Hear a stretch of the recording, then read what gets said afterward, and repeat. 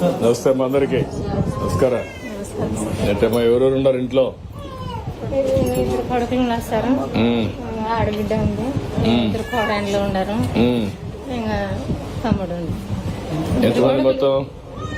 ఇద్దరు కొడుకులు, ఇద్దరు కోడళ్ళు, బిడ్డ, పిల్లలు. 6 మంది ఉన్నారు. కూర్చో. మీరు ఈ పక్కన నమస్కారం సార్. కూర్చోమ్మా, కూర్చో. దూరా ఎమ్మెల్యే ఇట్రా. ఏంటమ్మా ఏం చెప్పు? నీ బిడ్డమ్మా కొడుక దేవాంశం పెట్టారు.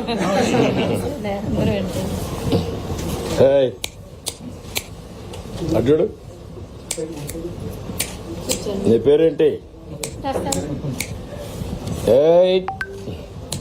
యాక్టివ్గా ఉన్నాడు. అటు అటు అటు ఇటు. మీ నాన్న ప్రసాద్ బాబాయ్ ఏం కావాలా? ఫస్ట్ సరే పెట్టుకున్నారు పేరు.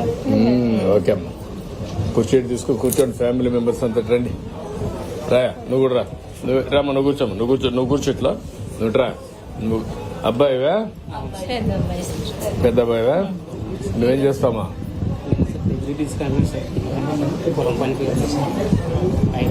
ఏ సబ్జెక్టు? బిఏ డిస్కంటిన్యూ చేసావు. కూర్చోండి, కుర్చీ తెచ్చుకోండి. కుర్చీలు వేసుకో, కుర్చీలు వేసుకోండి. కూర్చోండి.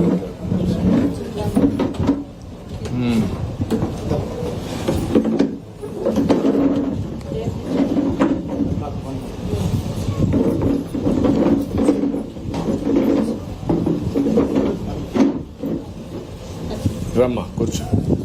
అందరూ కూర్చోండి. రమ్మ నువ్వు కూడా కూర్చో. ఇంకొక అబ్బాయి ఎవరు? రెండో అబ్బాయి రా కూర్చో. అటు కూర్చో. మీ మిస్సెస్ డెలివరీకి రావా? బిడ్డ వచ్చాడు. మీ బిడ్డ నీ హస్బెండ్ ఎవరు? మా ఆయన ఏం చేస్తాడు? ఆయననా? నువ్వేం చేస్తావా? నువ్వేం చేస్తున్నావు? ఏం పని చేస్తావు?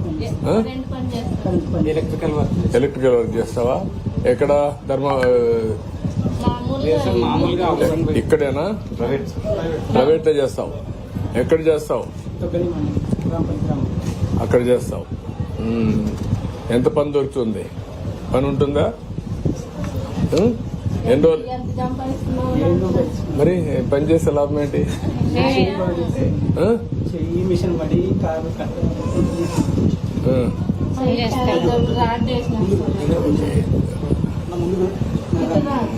కొంచెం కొంచెం కొంచెం వండే వండే వండే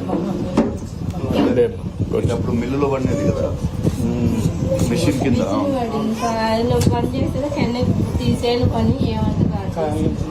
నువ్వేం పని చేస్తావమ్మా?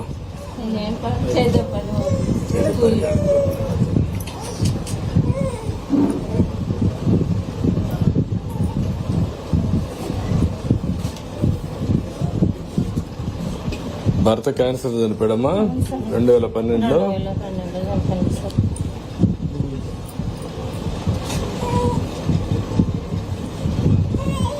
నువ్వు డిస్కామ్ లో డిస్కంటిన్యూ చేసి ఐటీఐ చేసావు. ఐటీఐ చేసావు. ఐటీఐ కంప్లీట్ చేసి ఇప్పుడు ఏం ఆటో నువ్వు మీ అబ్బాయా మీ తమ్ముడా? నువ్వు ఆటో నడుపుతున్నావు. ఏమా రెంట్కి తీసుకొని ఈయన ఎంత వస్తుంది ఆదాయం నీకు దాంట్లో? డైలీ 200-250 రూపాయలు వస్తుంది.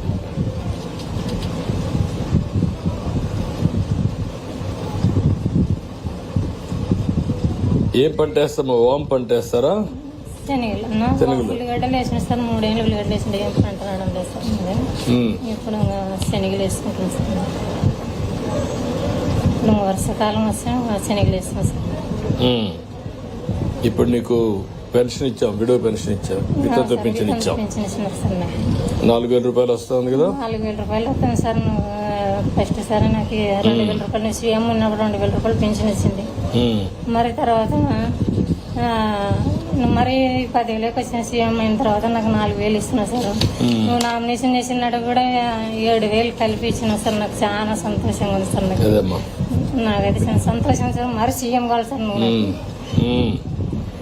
ఇదే పదే ఇట్లే ఉండాలి సార్. నువ్వు చాలా సంతోషం. Thank you. ఎవరిని అడగల ఎవరిని ఉండాలి అనేది ఎవరిని అడుగుతున్నా నువ్వే ఒక దేవుని సార్.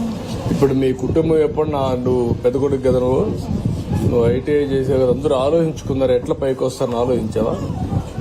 పరిస్థితులను బట్టి ఎక్కడికి పోయే ఛాన్స్ సార్ నా భర్త సార్. పొలం పనికి తర్వాత వచ్చేసి మ్యారేజ్ చేసినారు. నీ మరి చదువుకున్న అంటారు ఊర్లో ఐటీఐ కానీ అట్లా చదువుకున్న వాళ్ళు ఎంతమంది ఉంటారు?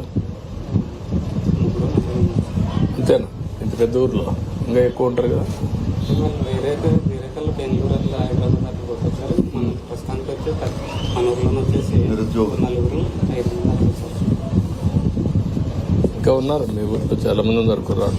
నీ మరిగిన కొంతమంది ఉన్నారు ఇంకా. నా బ్యాచ్ 3 ఉన్నారు సార్.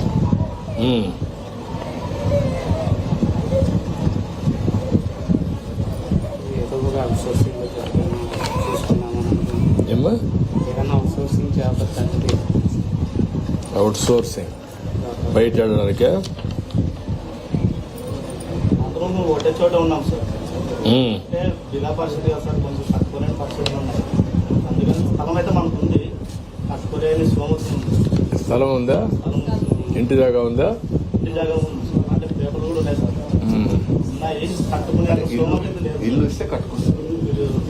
ఇప్పుడు కలెక్టర్ ఇద్దరికి ఎట్లా పెట్టారనుకుంటా మీరు? ఈ ఇంట్లో వాళ్ళిద్దరికి ఇల్లు ఒకటి, అందరూ జాయింట్ హౌస్ ఉన్నాయి సార్. మీరు చెప్పినట్టు ఒక హౌస్ అడిగారు సార్, ఒక హౌస్ ఉంది. ఆ ఇల్లు ఒకటి ఇచ్చేసేయండి, మీరు కట్టుకుంటారు. రెండో అతనికి ఆటో ఒకటి, ఎలక్ట్రికల్ ఆటో ఇప్పించండి, రేపే డెలివరీ చేసేయండి.